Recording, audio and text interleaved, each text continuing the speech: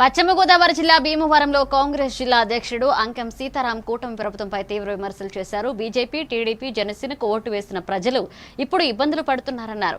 Gas, petrol, diesel కొరతతో రైతులు నష్టపోతున్నారని, వరి కోతలు ఆగిపోయాయని చెప్పారు. కూపన్ విధానం సమస్యకు పరిష్కారం కాదన్నారు.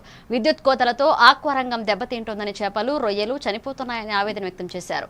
ప్రభుత్వ వైఫల్యాలను ప్రజలు గమనిస్తున్నారని తెలిపారు. ఏర్పాటు చేయడం జరిగింది. దీని ముఖ్య ఉద్దేశం డీజిల్ కొరత మీద ఈ ముఖ్య సమావేశం ఏర్పాటు చేయింది. మనం చూస్తున్నాం, భారతీయ జనతా పార్టీ అధికారంలో ఉంది. తెలుగుదేశం ప్రభుత్వం, చంద్రబాబు నాయుడు గారు విజనరీ ఆయన ఉన్నారు. అలాగే మన జనసేన నాయకులు పవన్ కళ్యాణ్ గారు అధికారంలో ఉన్నారు. మొత్తం కూటమి ప్రభుత్వం అధికారంలో ఉండి కూడా ఈ రోజున మన పశ్చిమ గోదావరి జిల్లాలో డీజిల్ కొరత రైతులు చూస్తున్నాం. ఆక్వా రైతులు ఏంటి, మన వ్యవసాయ రైతులు ఏంటి, మన డైలీ లేబర్ పనిచేసిన మన ఆటో మీద ఆధారపడి కొన్ని వేల కుటుంబాలు ఉన్నాయి.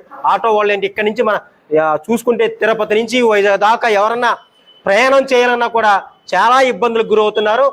మొన్నటిదాకా అయితే మొత్తం అంత ఇంట్లో అందరూ కూడా క్షోభం ఇచ్చారు. మొన్నటిదాకా ఆడవాళ్ళు గ్యాస్ కొరత, వాళ్ళు గ్యాస్ అయిపోయింది అంతే. కొంతకాలం పెట్రోల్ తర్వాత ఇప్పుడు ఈ డీజిల్ కొరతని అన్ని ఈ డీజిల్ కొరత రావడానికి కారణం ఈ కూటమి ప్రభుత్వం వల్లనే.